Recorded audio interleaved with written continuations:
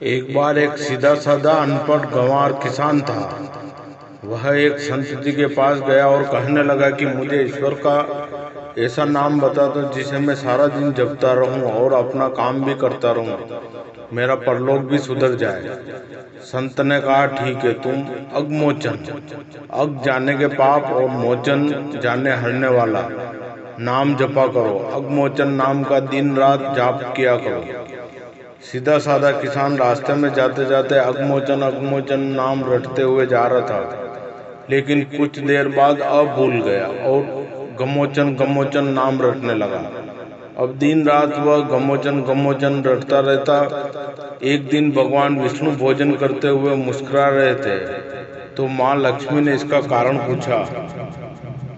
भगवान विष्णु जी कहने लगे कि लक्ष्मी जी, मेरा एक भक्त मेरा ऐसा नाम रट रहा है जिसका शास्त्रों में कोई वर्णन ही नहीं है, लेकिन नाम चाहे वह गलत ही ले रहा हो, लेकिन उसका मन मेरी ओर ही लगा हुआ है।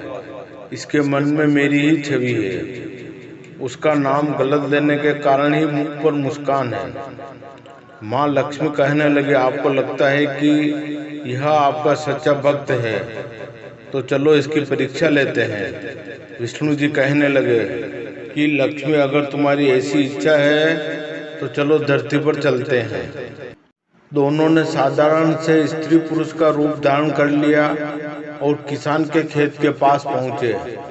भगवान विष्णु कहने लगे, लक्ष्मी, परीक्षा तुमने लेनी है, इसलिए तुम किसान के पास जाओ। किसान के खेत के पास कुछ गड्ढे बने हुए थे, तो विष्णु जी कहने लगे कि मैं उसमें जाकर छिप जाता हूँ, तुम जाकर उस किसान की परीक्षा ले लो।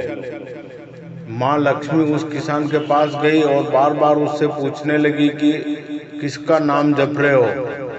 किसान था तो थोड़ा मुंह फटा, लेकिन फिर भी चुप रहा कि मेरा ध्यान में किसी प्रकार का कोई विघ्न ना पड़ जाए। वह गमोचन गमोचन नाम रटता रहा। लक्ष्मी जी ने पूछना बंद नहीं किया, पूछती रही, किसका नाम जप रहे हो।